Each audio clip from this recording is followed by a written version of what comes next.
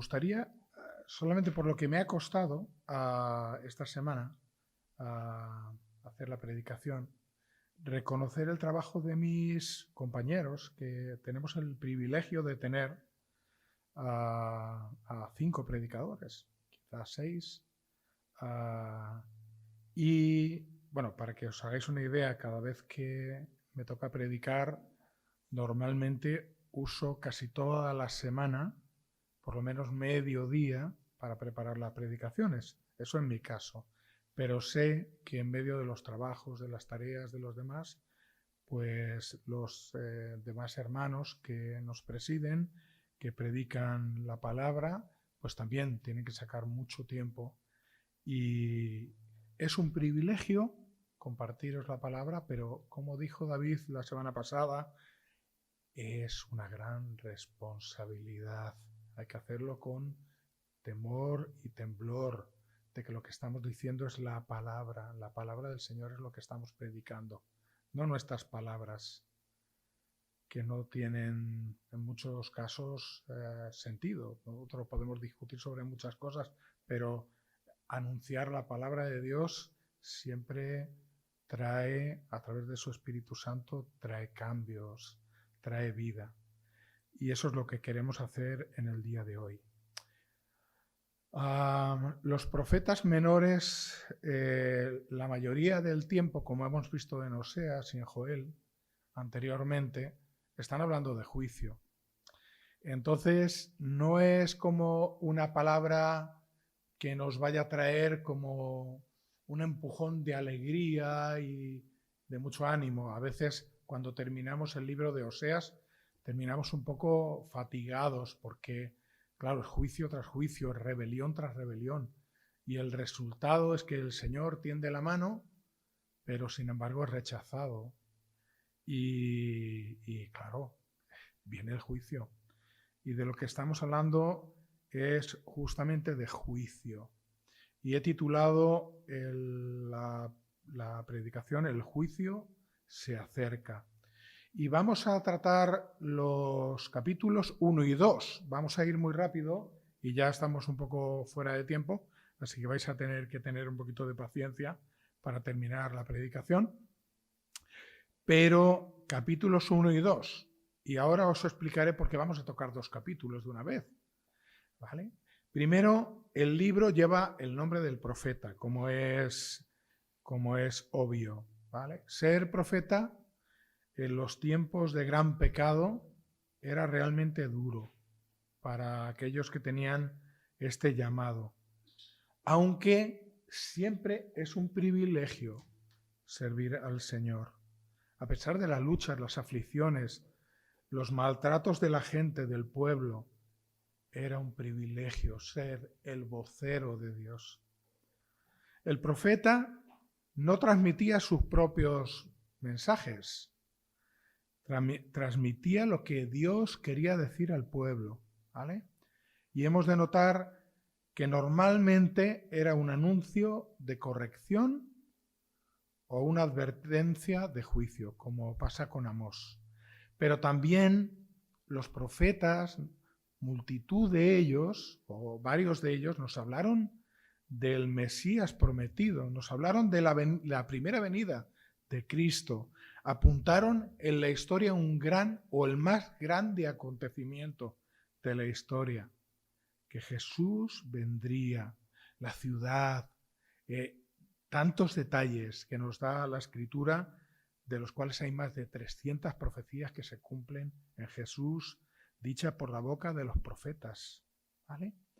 Y también nos anuncian el final de la consumación de los tiempos, en su segunda venida. Nos anuncian de que el Señor Jesús vendrá otra vez, como hemos proclamado en 1 Corintios, en la mesa del Señor. El Señor viene, ¿vale?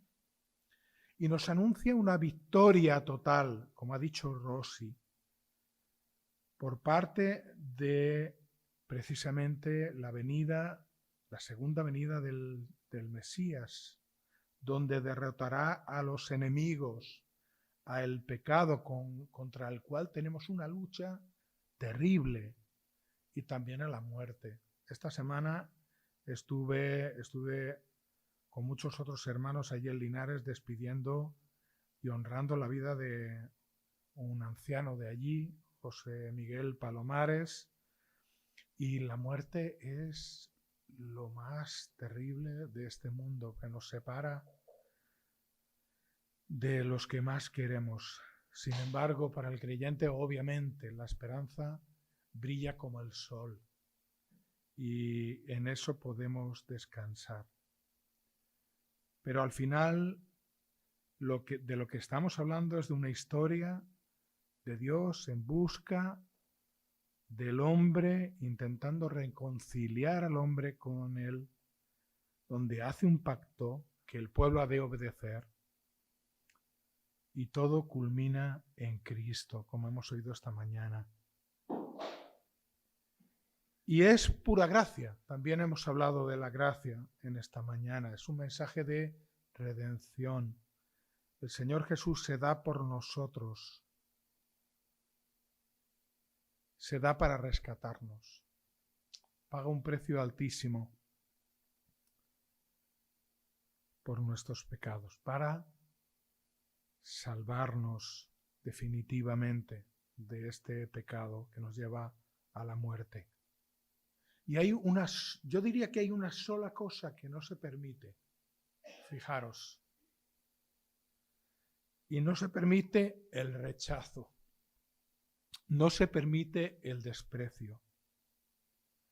Es el regalo de más valor que nadie podía tener. Se nos ha ofrecido. Aquel que lo rechaza, aquel que rechaza a Cristo, se ha de encontrar con la ira de Dios, se ha de encontrar con el infierno. Y recuerdo que en todas las lecturas que he hecho de Spurgeon, hablaba mucho del infierno. El príncipe de los predicadores hablaba mucho del infierno, porque es el destino de cualquier persona en la humanidad, en la historia de la humanidad, que se permite rechazar el regalo que el Padre ha hecho en su Hijo. A Cristo no se le rechaza. Y Amós era un hombre sencillo. Los primeros versículos nos dicen, el primer versículo, las palabras de Amós, que fue uno de los pastores de Tecoa, que profetizó acerca de Israel en los días de Uzías. Este hombre se dedicaba a pastorear ovejas, ¿sabes? Él tenía la tarea de pastor y también recogía higos silvestres, nos dice. Era una persona muy sencilla. La primera lección que podemos aprender de este texto es que Dios llama a quien quiere, de la manera que quiere, y lo prepara para la tarea. No porque fuera un pastor y recolector de higos significa que iba a ser una persona que no valía para la tarea que Dios le iba a encomendar. Y esto nos puede dar mucho ánimo porque nosotros somos gente sencilla, muy sencilla, a la que Dios ha llamado para compartir las buenas nuevas con otros, para compartir su palabra, para predicarla en esta mañana. No mira el parecer, no mira el currículo, y no quiero que entendáis que no es necesario prepararse, sí. Pero es verdad que trabaja muchas veces con la gente más sencilla. Hizo grandes obras con personas que tenían problemas para hablar, como Moisés. Hizo grandes obras con otros pescadores que encontró allí en la barca. Usó gente sencilla. Al parecer, Amós era contemporáneo de Jonás, de Oseas y de Isaías, ¿vale? Y ejerció su ministerio durante los reinados de Uzías, rey de Judá, como nos pone ahí en el versículo 1, y de Jeroboam II, rey de Israel. El reino estaba ya dividido. Y nos señala aquí que dice en los días de Uzías, el versículo 1, y en los días de Jeroboam, hijo de Joás, rey de Israel, 2 años antes del terremoto. Nos lo deja un poco así, pero podemos notar que este terremoto fue tan destructivo que en Zacarías 14, desde el versículo 14 en adelante, Zacarías 14, lo compara con lo que pasará en el día de Jehová. Fijaros, dice que en el día de Jehová, dice aquí, el día de Jehová viene, y en medio de ti serán repartidos tus despojos, porque yo reuniré a todas las naciones para combatir contra Jerusalén. Y la ciudad será tomada, y serán saqueadas las casas y violadas las mujeres. Y la mitad de la ciudad irá al cautiverio, mas el resto del pueblo no será cortado de la ciudad. Después saldrá Jehová y peleará con aquellas naciones como peleó en el día de la batalla.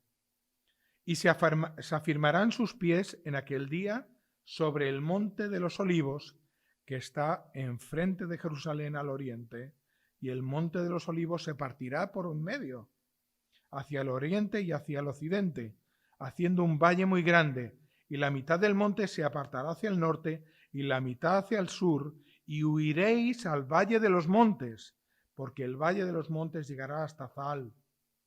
Huiréis aquí, huiréis de la manera que huisteis por causa del terremoto en los días de Uzías, el rey de Judá, y vendrá Jehová mi Dios y con él todos los santos. Así que tenemos aquí que hubo un gran terremoto, justo 2 años después de que Amós estuviera predicando, estuviera compartiendo estos mensajes al pueblo, estuviera declarando la palabra del Señor.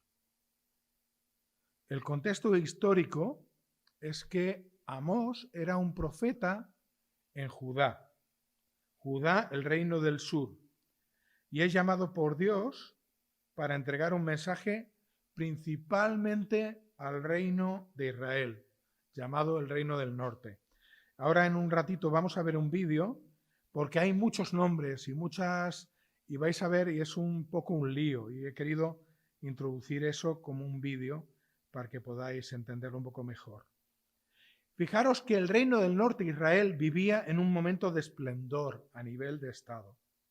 Parecía que las cosas iban bien, la economía iba bien, había riqueza, habría un gran ejército y no había grandes amenazas de los enemigos. Los mayores peligros por los que pasaron el reino de Israel y Judá fueron los vecinos, que siempre querían atacarles, ¿no? Era una guerra por tierra, por ganar tierra al vecino. Y no tenían enemigos en este momento, porque eran muy fuertes. Eran quizá el enemigo poderoso que las demás naciones temían. Pero la paz era una paz aparente. No había paz verdadera, porque no hay paz verdadera sin honrar a Dios. Se habían olvidado de Dios. Hacían ritos en los templos dedicados a Yahvé, sin embargo presididos por un becerro en la parte de arriba. Algo que era bien sabido por el pueblo de Dios, que aborrecía las imágenes y los ídolos. Así que el Estado de Israel aparentemente era de bonanza, pero espiritualmente estaban en absoluta bancarrota.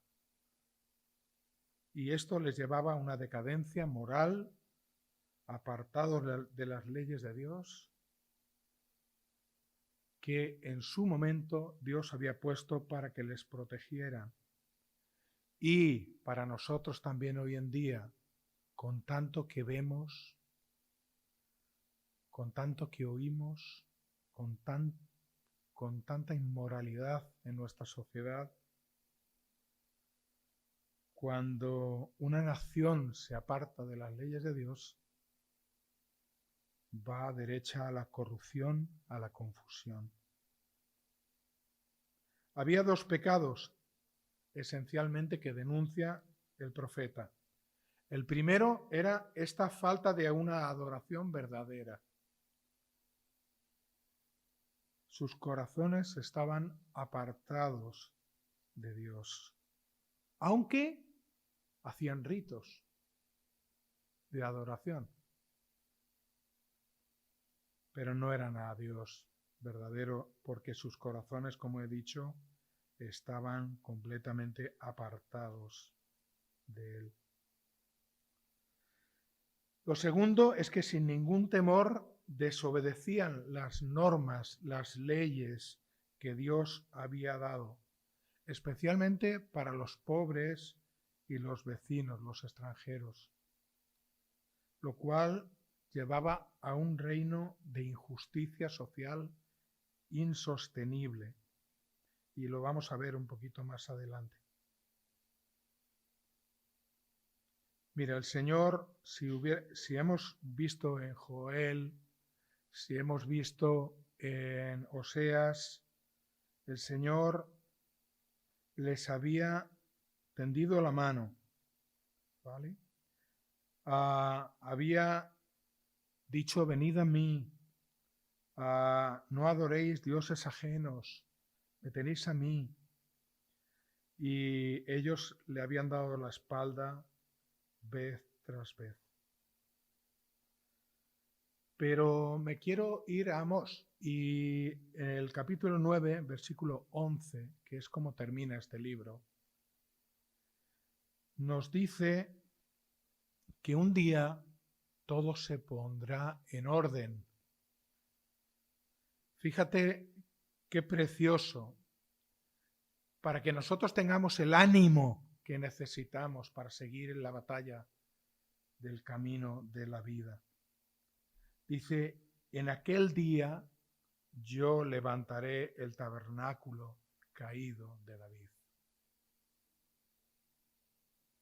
No había presencia de Dios porque lo habían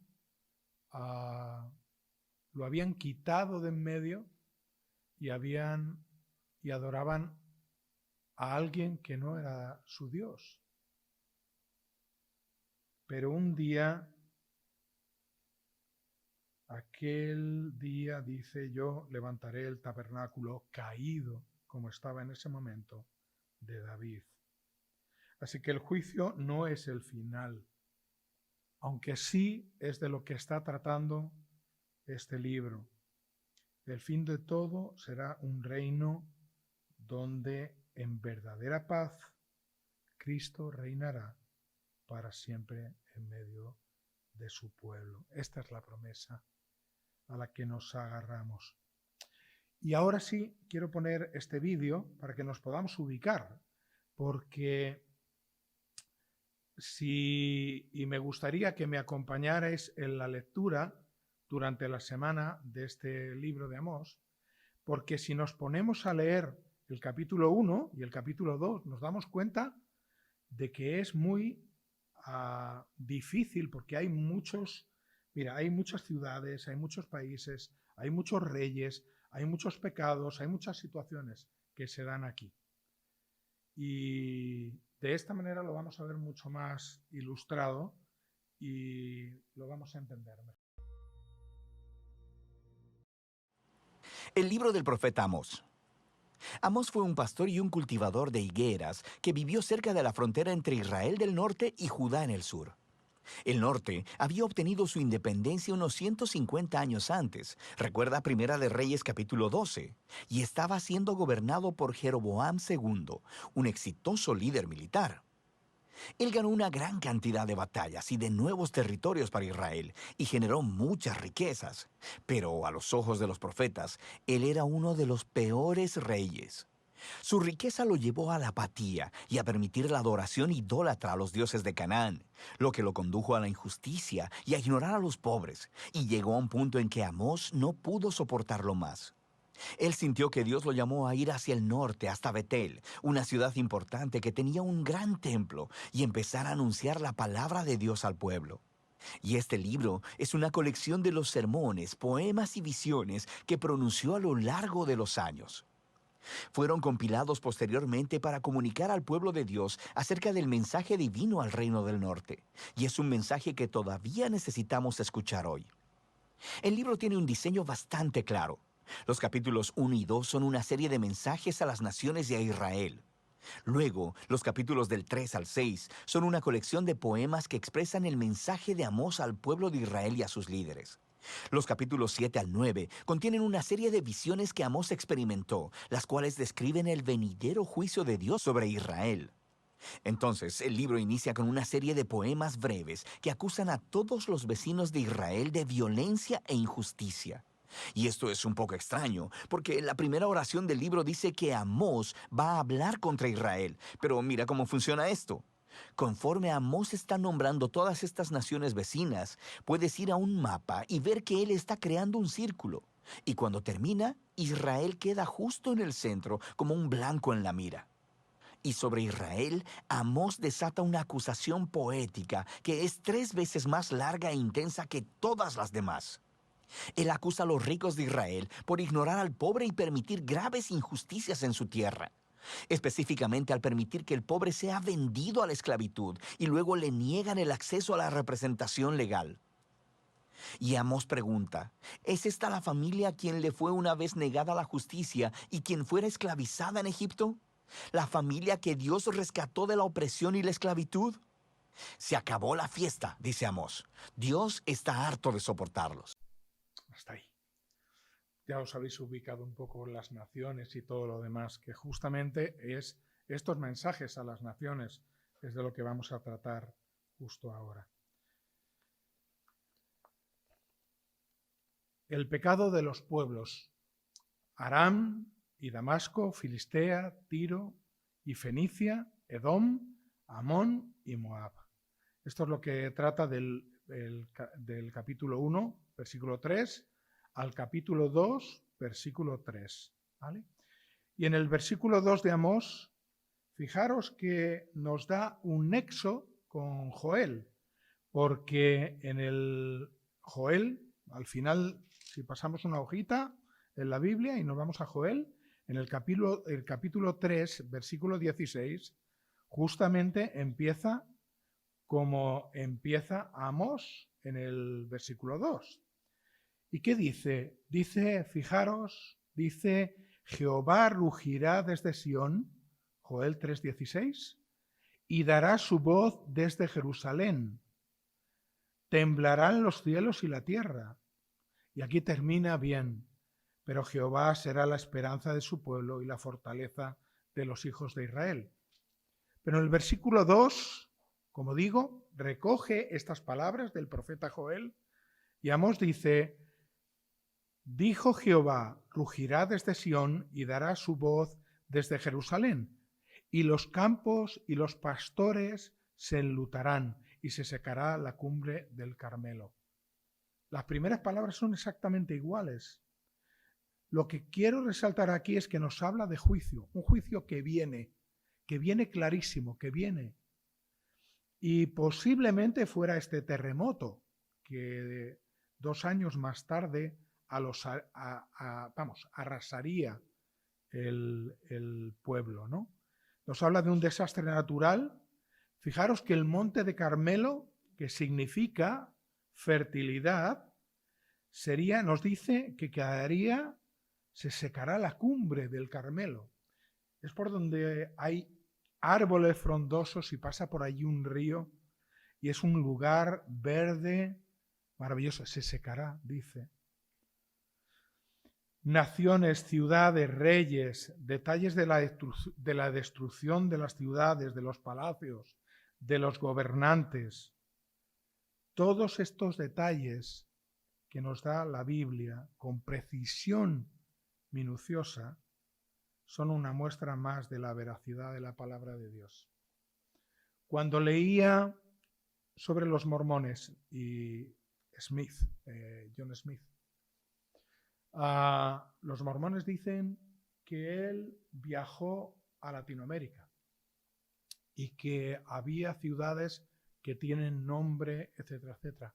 Y eso lo puedes ver en el libro del Mormón. No tienes que mirar mucho el libro del Mormón, pero solamente es para citarlo. Pero ninguna de esas ciudades existen. Ninguna de esas ciudades se han excavado. No han encontrado nada, ni una piedra. Sin embargo, el Señor, como digo, da detalles precisos de las ciudades, de las localidades, de los reyes que forman la historia y que la arqueología obviamente va descubriendo y ha descubierto en muchos de los casos. Es una muestra más de la veracidad de la palabra de Dios. Si podemos aprender de este primer capítulo y del segundo, son todos estos detalles. Mira, el versículo 3 empieza con 8 mensajes a diferentes naciones, ¿vale? Y en las cuales encontramos un término común. Así ha dicho Jehová, por 3 pecados de tal nación, y por el 4 no revocaré su castigo. La frase por 3 pecados y por el 4, ¿qué significa? Significa por innumerables pecados.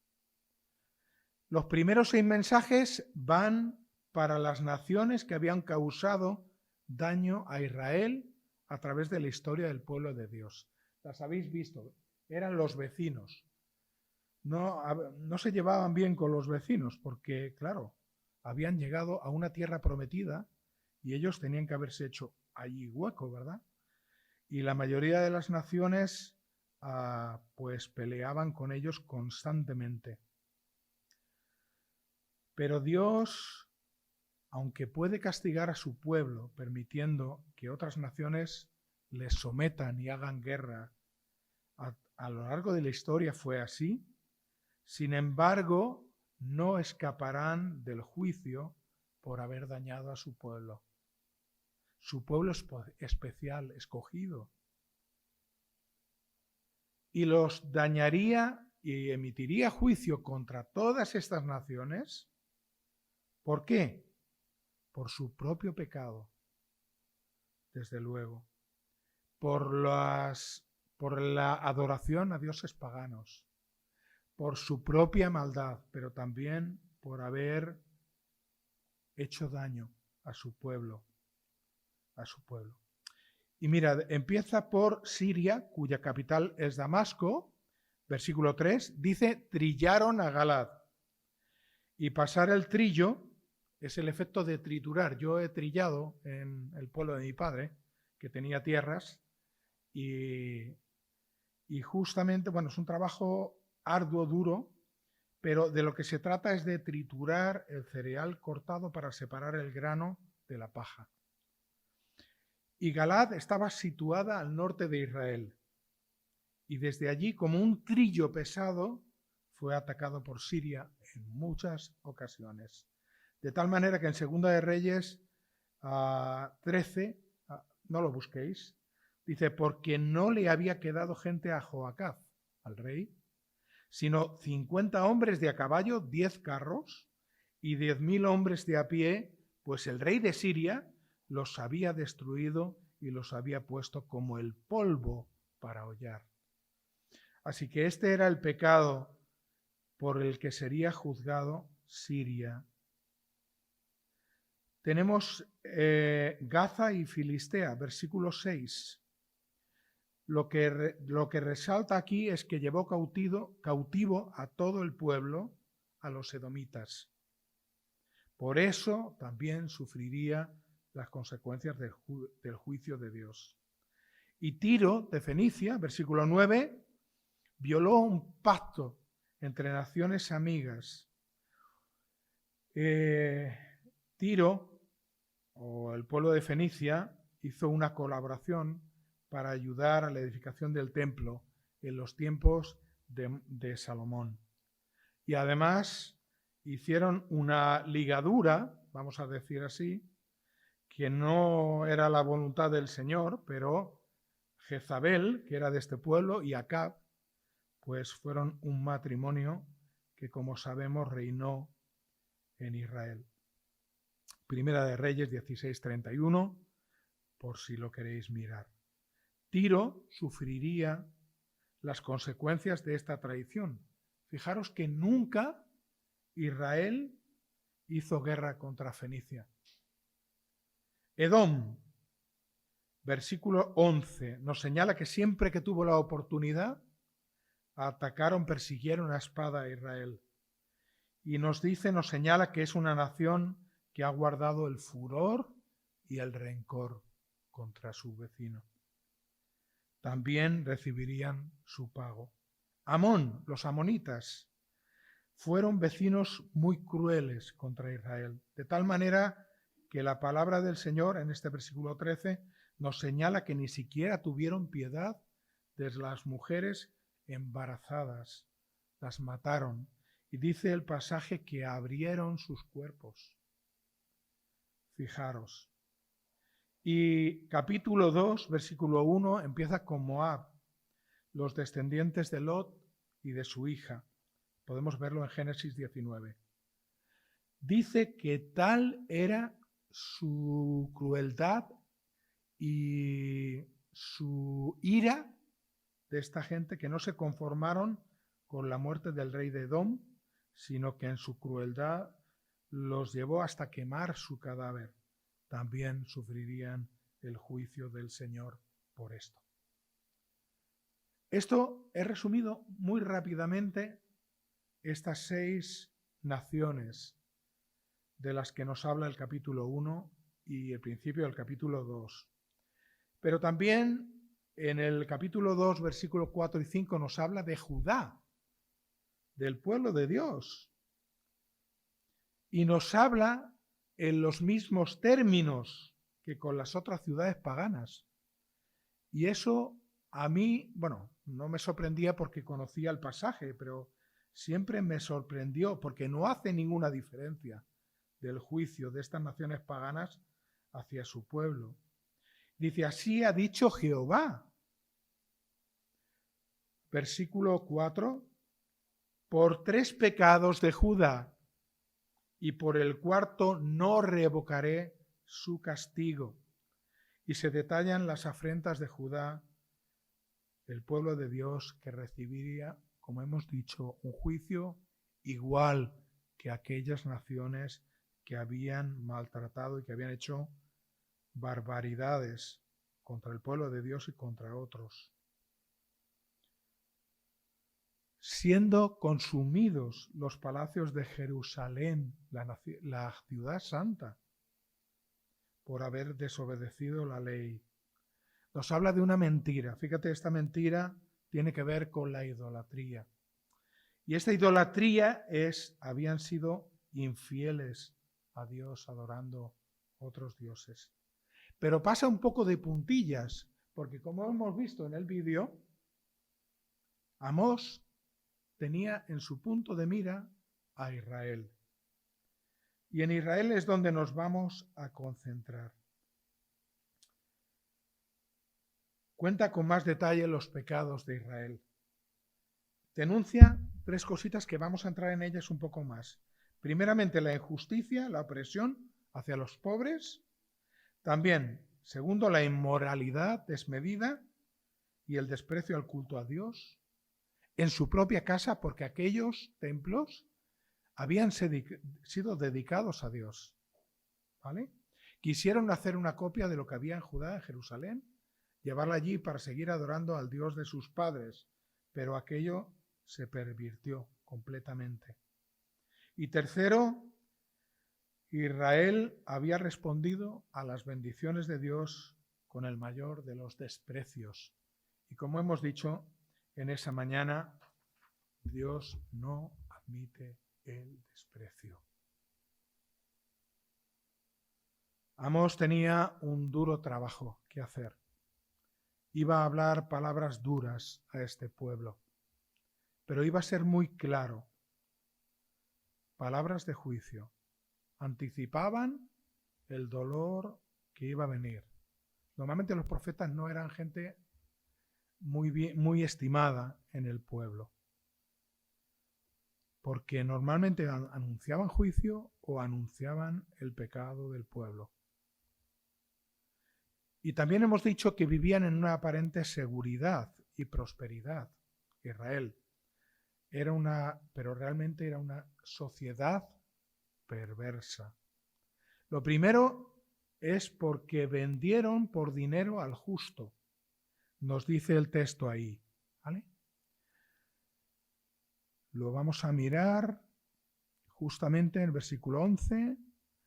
Dice, perdón. A ver, así.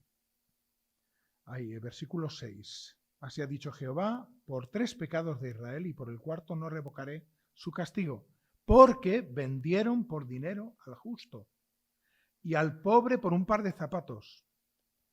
No sé si te has encontrado alguna vez en un lugar donde no tengas seguridad jurídica. Es decir, donde nada te pueda proteger, o porque la policía o porque los gobernantes te acusen injustamente, te lleven a la cárcel y hasta posiblemente a la muerte. Yo he tenido una experiencia de estar en un lugar así y es como súper incómodo. Cuando estuve en Guinea Ecuatorial, que he estado 2 veces allí, era una sensación extraña porque la policía te podía arrestar sin causa y se escuchaba perfectamente de occidentales, de personas, de blancos sobre todo, que desaparecían y los ponían en un cartel, desaparecido. Y te daba una sensación de inseguridad tremenda, porque podían acusarte de cualquier cosa, aunque no fuera de verdad, y pues que desaparecieras, incluso la muerte. Y normalmente esto se suele dar en modos de gobierno como las dictaduras. Efectivamente, Guinea Ecuatorial es una dictadura, donde no hay derechos y los que pudiera haber son vulnerados completamente. De eso está hablando el Señor, porque vendieron por dinero al justo. Los jueces, si un justo era acusado, los jueces eran sobornados, recibían dinero de aquel que los acusaba. Por lo tanto, no tenían esperanza de un juicio. Y esto es lo que estaba pasando en el pueblo. Pero es más, ese es el primer pecado, ¿no? Que no tenían seguridad jurídica.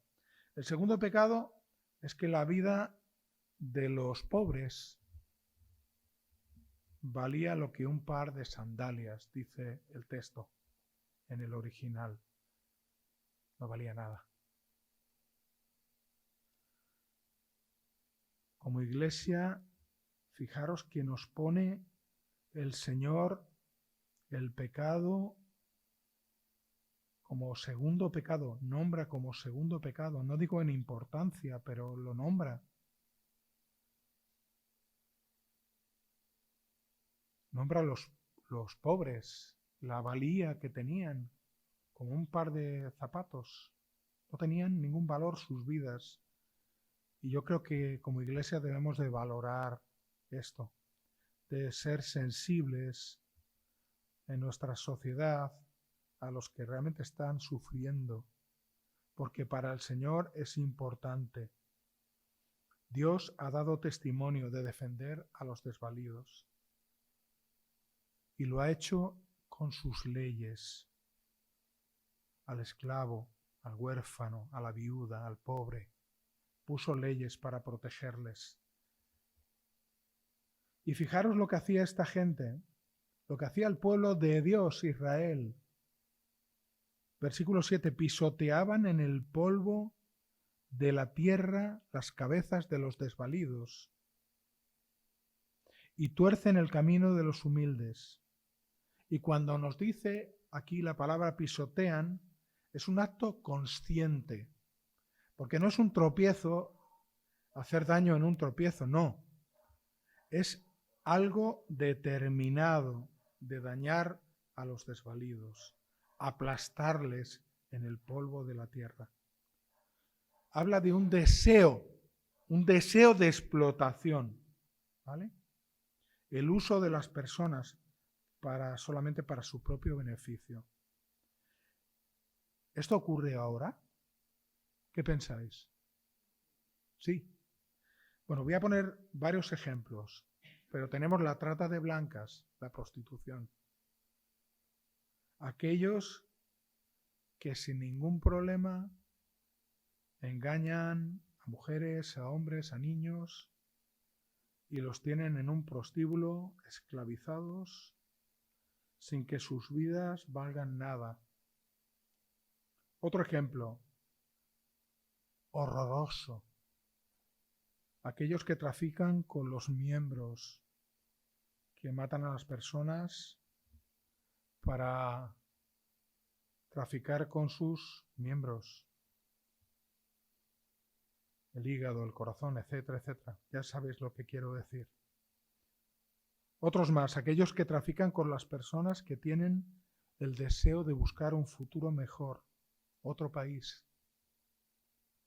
Ayer veía en las noticias aquellos que cruzan a Estados Unidos desde todas partes de Latinoamérica, muchos de ellos engañados, ¿no?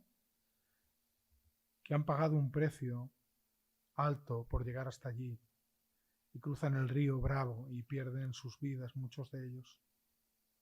¿Y qué decir de nuestro Mediterráneo, tan cerca nuestro? Con las pateras llegando aquí y allá.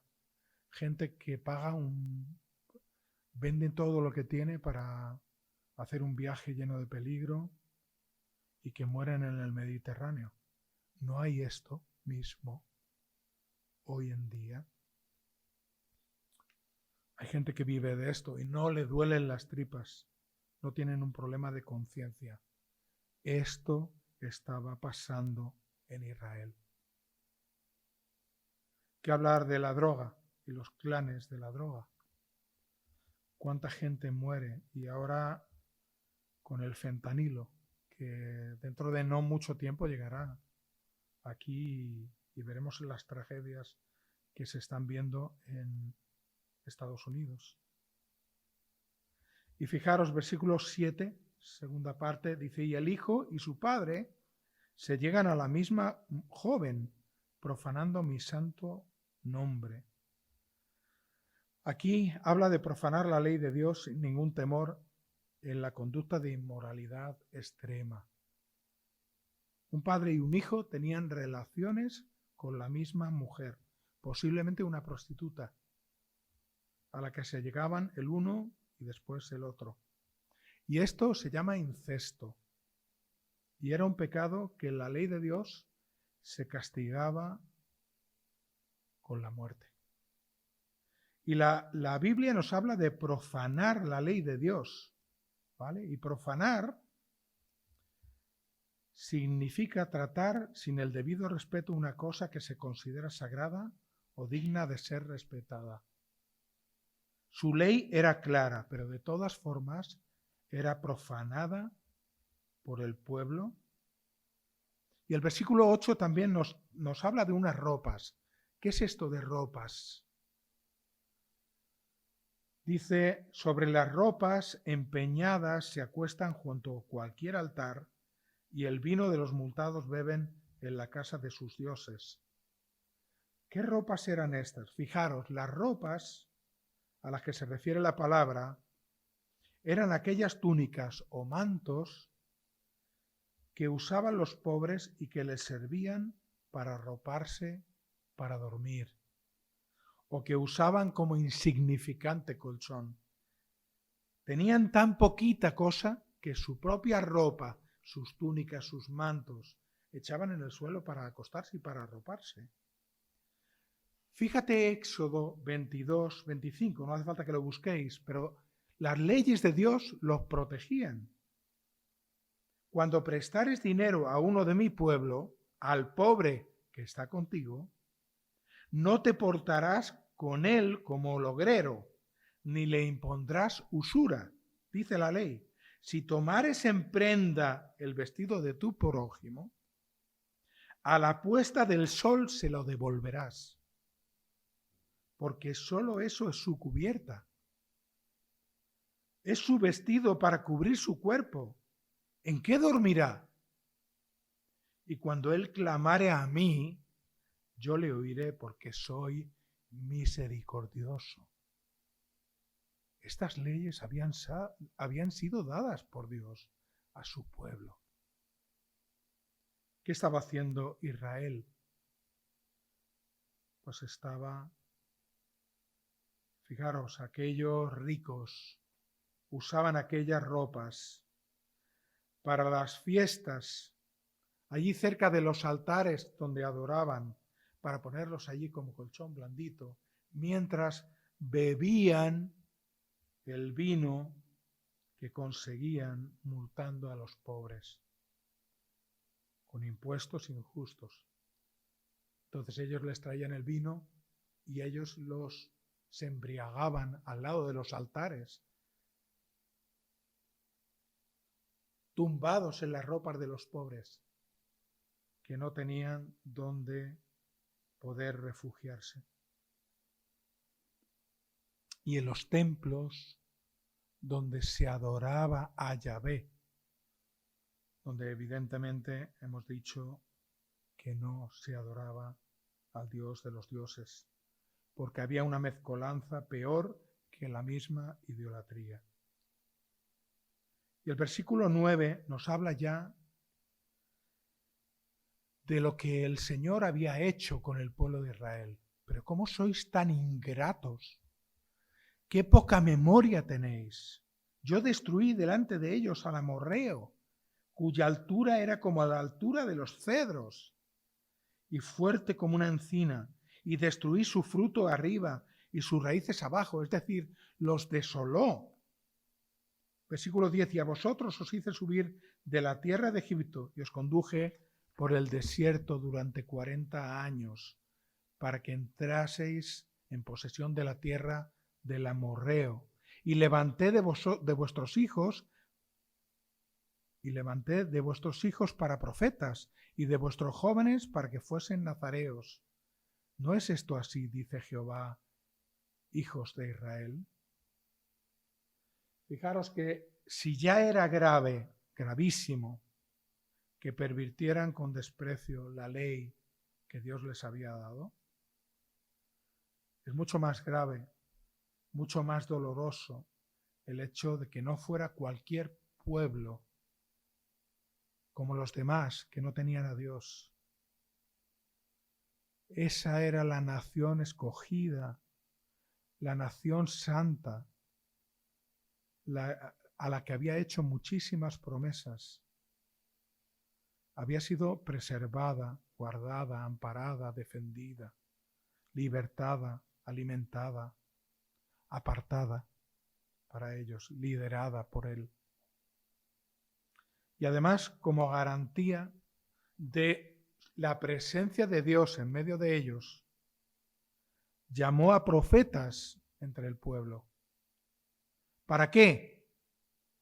Para corregirles cuando se desviaban del camino. Esto claramente era un acto de amor y de cuidado. Eran como señales audibles, eran como personas santas que hablaban la voz de Dios en un momento determinado, cuando el pueblo se desviaba de su palabra y de Él. Y también llamó del pueblo a jóvenes que quisieran, como una dedicación o como una consagración especial, ser nazareos. También era una señal de la presencia de Dios en un llamamiento que era muy evidente. De repente un joven tenía el deseo de servir a Dios por un tiempo y consagrarse a ser nazareo. Normalmente era por un tiempo estimado. Dios lo llamaba y el pueblo decía, anda, mira, otro joven que quiere ser dedicado a Dios. No podían beber ni vino ni los derivados de la vid, no deberían cortarse el pelo y no deberían estar en contacto con un muerto. Pero por lo demás podían hacer una vida normal. Pero estas señales que Dios les había dado, que Dios había levantado, eran señales de que eran un testimonio vivo del Dios que estaba presente ahí en medio de ellos. ¿No es esto así? Dice Jehová, hijos de Israel.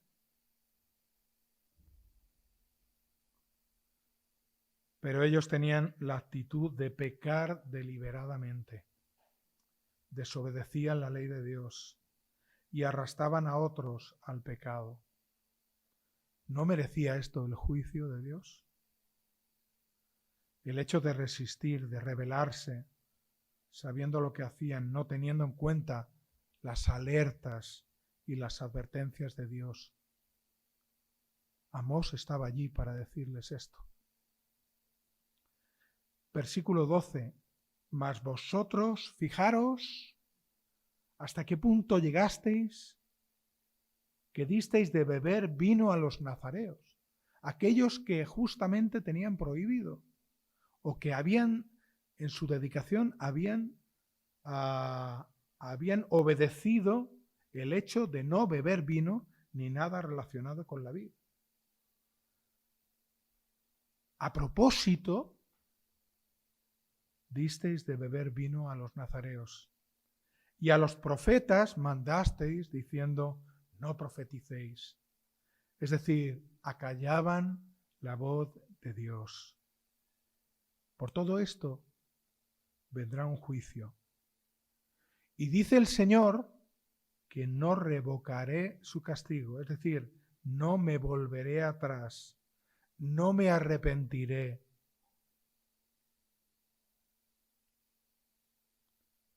Ahora el juicio llega. Versículo 13, y ya estamos acabando, hermanos. Versículo 13 al 16. Pues he aquí, yo os apretaré en vuestro lugar, como se aprieta el carro lleno de gavillas.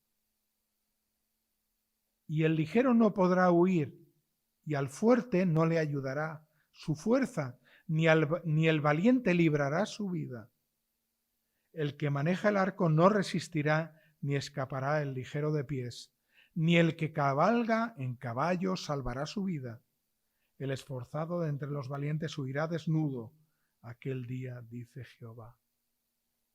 Estaban cerca de experimentar este momento, pero habrá el momento anunciado, que será el fin del final, cuando realmente el día del Señor venga.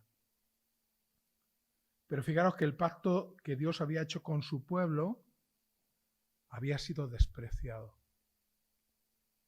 Y había sido despreciado, como hemos visto, a propósito. Y aunque Dios es amor y misericordia, no dejará impune al que le rechace, sin consecuencias. Dice el versículo 13 que Dios les pondrá bajo presión como nunca. Yo recordaba cuando llenábamos de la paja del trillo, llenábamos los remolques. Y es verdad, nos subíamos allí para apretar, para que con la presión pues cupiera más paja. Los apretaría como nunca. Dice que no podría huir nadie de su juicio y hace la comparación como en una guerra. La persona que más pueda correr no podrá escapar. No habrá nadie al que le pueda ayudar su fuerza contra el Todopoderoso. La valentía podría servirle en una batalla, pero no contra Dios. Un hombre valiente contra Dios no es nada. El arquero se quedará sin fuerzas porque no haya flechas suficientes.